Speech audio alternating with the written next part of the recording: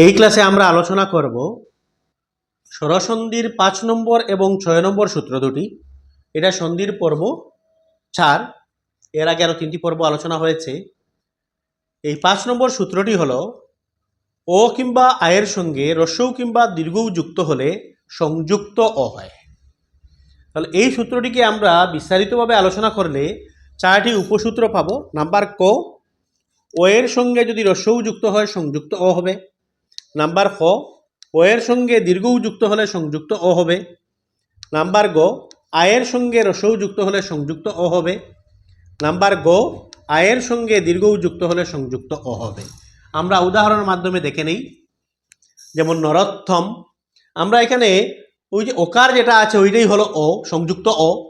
তাহলে নরোত্তমকে যদি আমরা ভাঙ্গি তাহলে হবে নর যুগ উত্তম। ওই নর লাস্টে ও আছে এবং ওইটার সঙ্গে উত্তমের প্রথমে আছে হ্রস্ব, ওইটা যুক্ত হয়েছে এবং ওইটা হয়ে সংযুক্ত ও হয়েছে। সংযুক্ত ও অকার রূপে ওই জায়গায় আছে নরোত্তম। নাম্বার 2 ছলর্মি, ওইটা যদি আমরা বিচ্ছেদ করি তাহলে ওই জায়গায় আছে ও ছল, চল যুগ উর্মি, ও উর্মির প্রথম দিকে আছে দীর্ঘউ, তাহলে একসঙ্গে হয়ে সন্ধি হয়ে ওইটা হয়েছে সংযুক্ত অ। 3 নম্বরটা যদি দেখি মহোৎসব, তাহলে ওইটা হবে মহাযুগ উৎসব। মহার শেষের দিকে আ আছে এবং উৎসবের প্রথম দিকে হ্রস্বউ আছে। আ যুগ হ্রস্বউ সমান সংযুক্ত অ। যদি আমরা গঙ্গর্মী দেখি 4 নম্বরটি, গঙ্গর্মী, ওইটা হবে গঙ্গা যুগ উর্মি। গঙ্গার শেষের দিকে আছে আ এবং উর্মির প্রথম দিকে আছে দীর্ঘউ। আয়ের সঙ্গে দীর্ঘউ যখন যুক্ত হলো তখন সংযুক্ত অ হলো। এই সূত্রটির পরে আমরা পরের সূত্রে চলে যাই। নাম্বার 6 6 নম্বর সূত্র স্বরসন্ধির, ও কিংবা আয়ের সঙ্গে হ্রস্বরি যুক্ত হলে অর হয়। এইটাকে বাংলা আমরা 2টা উপসূত্র পাবো। একটা ক, এইটা হলো ও যুগ হ্রস্বরি সমান অর, আর নাম্বার খ, আ যুগ হ্রস্বরি সমান অর। আমরা উদাহরণের মাধ্যমে দেখে নেই।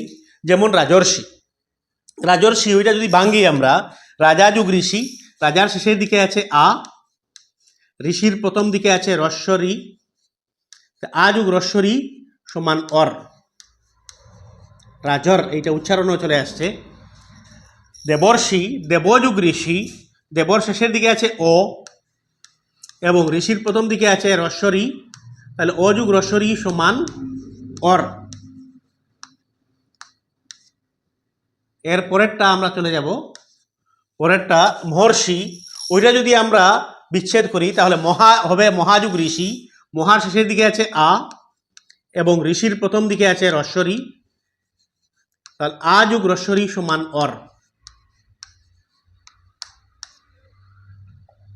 কিন্তু এই সূত্রটির কিছু এক্সেপশন রয়েছে।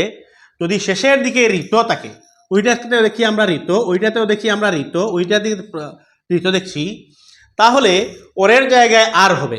যেমন শীতার্থ, শীত যুগ ঋত, শীতর প্রথম দিকে আছে ও এবং ঋতর প্রথম দিকে আছে হ্রস্বরি, ও যুগ হ্রস্বরি, এখানে অর হবে না, ওইটা আর হবে। ঠিক তদ্রূপভাবে ক্ষুধার্ত, ক্ষুধার শেষের দিকে আছে ঋত, তাই ক্ষুধার শেষে আ আর ঋতর প্রথম দিকে হ্রস্বরি, ওইটা মিলে অর না হয়ে আর হলো, কারণ লাস্টের দিকে ঋত শব্দটি বর্ণগুচ্ছ রয়েছে। এরপরেরটা দেখি আমরা দুঃখার্থ, দুঃখ যুগ ঋত, তাহলে ওইটাতেও ও যুগ দুঃখর শেষের দিকে ও আছে, সাউন্ডে আসছে এবং ঋতের প্রথম দিকে হ্রস্বরি আছে, তাহলে ওই জায়গায় অর না হয়ে আর হলো।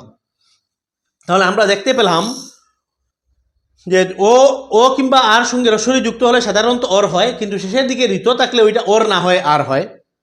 এর পরবর্তী ভিডিওতে আমরা আরও 2টি সূত্র আলোচনা করব। ধন্যবাদ সবাইকে।